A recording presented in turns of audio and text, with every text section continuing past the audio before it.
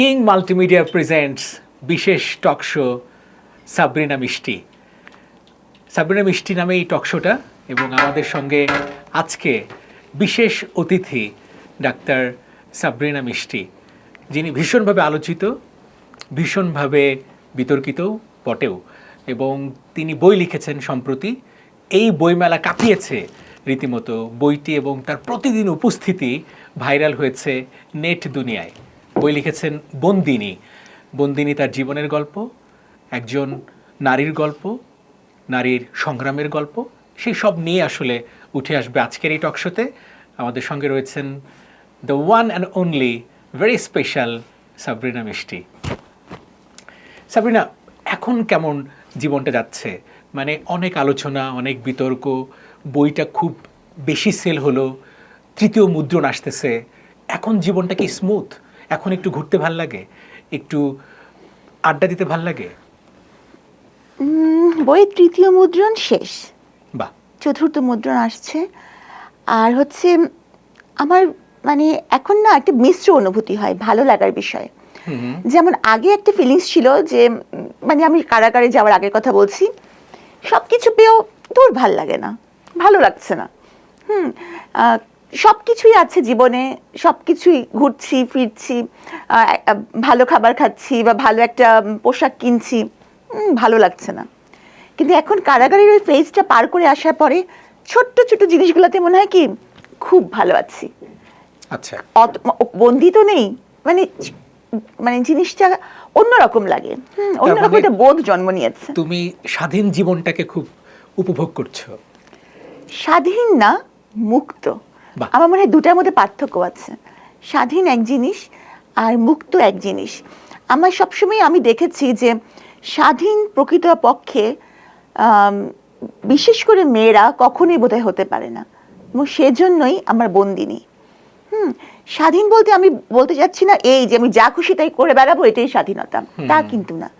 স্বাধীন হচ্ছে যে আমার একটা মত প্রকাশের অধিকার, এবং সেই মতটা যখন আমার পরিবারে এবং আমি যে পরিসরে মিশছি সেই পরিবার এবং পরিসরে এটা অ্যাকসেপ্টেড হবে। কিন্তু এখন পর্যন্ত কিন্তু মেয়েরা ওই জায়গাটাতে মানে আসতে পারেনি, ওই পজিশনটা অ্যাচিভ করতে পারেনি যে মেয়েটার সব কথা গৃহীত হবে। তো সেই হিসাবেই কিন্তু বন্দিনী। 2024 অমর একুশে গ্রন্থমেলায় তোমার বই টপ সেলারদের মধ্যে, তোমাকে দেখতে মানুষ ছুটে গেছে। এইটা আসলে তুমি জীবনে চিন্তাও করো নাই, যেটা সেইটা করতে পেরেছো। তোমার কেমন লাগছে, মানে লেগেছিল ওই সময়টাতে? মানে আমি আসলে অভিভূত। আমি কখনো মানে কল্পনারও অতীত যে এরকম একটা সাড়া আমি পাবো, সবই আল্লাহর রহমত। এবং আমি এই বিষয়ে গণমাধ্যম কর্মীদের কাছে সবচেয়ে বেশি কৃতজ্ঞ। কারণ বন্দিনী যে আসছে বা বন্দিনী চলছে, বন্দিনী প্রকাশিত হয়েছে, এই খবরটা কিন্তু গণমাধ্যম কর্মীদের মাধ্যমেই সাধারণ জনগণ জেনেছে দেখে তারা ছুটে আসতে পেরেছে।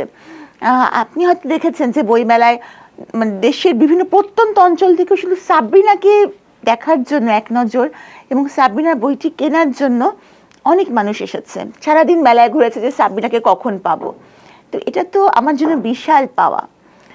আর আমার আব্বা যেমন গিয়েছেন, একদিন গিয়েছিলেন, তো উনি সবকিছু দেখে টেখে বলছেন যে আমি এত বছর সরকারি চাকরি করেছি, উচ্চপদস্থ কর্মকর্তা ছিলাম, কিন্তু কেউ কখনো আমার অটোগ্রাফ নিতে আসেনি, কিন্তু আমার মেয়ের অটোগ্রাফ সবাই নিচ্ছে। তো এটা একটা বিশাল বড় কমপ্লিমেন্ট। তো আমি মনে করি যে আমি আসলেই সবার কাছে কৃতজ্ঞ এর জন্য। একটু আগেই তুমি মেনশন করলে যে তোমাকে দেখার জন্য, তোমাকে এক নজর দেখার জন্য আসলে মানুষ ছুটে গেছে, বেশিরভাগই পুরুষ, এবং তারা তোমাকে খুব পছন্দও করেছে যে এত সুন্দর একটা মেয়ে, সে বই লিখলো, এবং বইটা নিয়েও প্রশংসা হচ্ছে। শুধু বইটা লিখে ক্ষান্ত হয়নি মেয়েটি, বইটার মধ্যে আসলে মেসেজ আছে, বার্তা আছে, একটা সুন্দর কথা আছে, যে যে কথাগুলো মানুষকে ইন্সপায়ার করবে, অনেক মেয়েকে হয়তো ইন্সপায়ার করবে। এই যে তোমাকে বইয়ের চেয়েও তুমি বেশি আকর্ষণীয়, তোমাকে দেখার জন্য মানুষ ছুটে আসছে, এইটা কেমন উপভোগ করেছো? আসলে প্রথম কথা হচ্ছে যে আমাকে দেখার জন্য ছেলেরাই ছুটে এসেছে তা না, বরং মেয়েরাই বেশি এসেছে। বিভিন্ন বয়সের মেয়েদের যে একটা মানে সবাই এসে বলেছে যে ইয়াং মেয়েরা যে আপু তুমি একটা ইন্সপিরেশন, তারপরে হচ্ছে যে সিনিয়ররা দোয়া করে গেছেন, হ্যাঁ, যে তুমি যে এত কিছু পরে ঘুরে দাঁড়িয়েছো, হেরে যাওনি, পড়ে গেলেও উঠে দাঁড়িয়েছো, এটা একটা ইন্সপিরেশন। আর মানে লেখার চেয়ে আমি বড় হয়ে কখনোই যাইনি, কারণ এরকম বহু সাবরিনা আছে।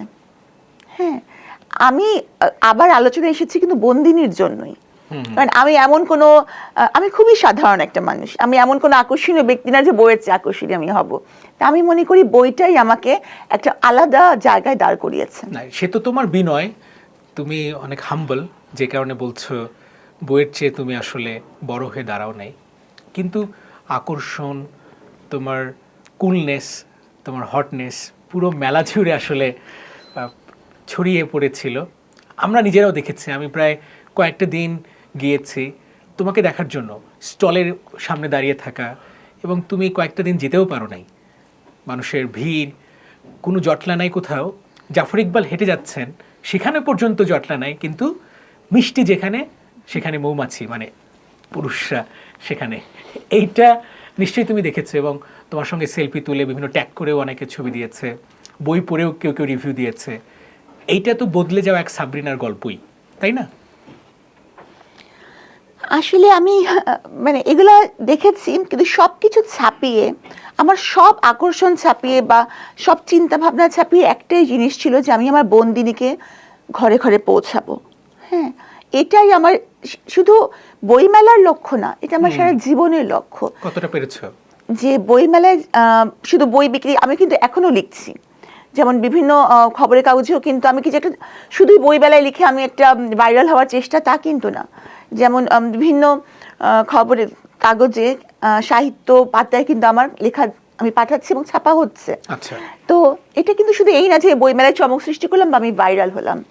আমি কিন্তু কখনো ভাইরাল হতে চাই না, কারণ আমি মনে করি বাংলাদেশে ভাইরাল হওয়ার মতো এত বড় মূল্য কেউ চুকায়নি, যেটা আমি চুকিয়েছি।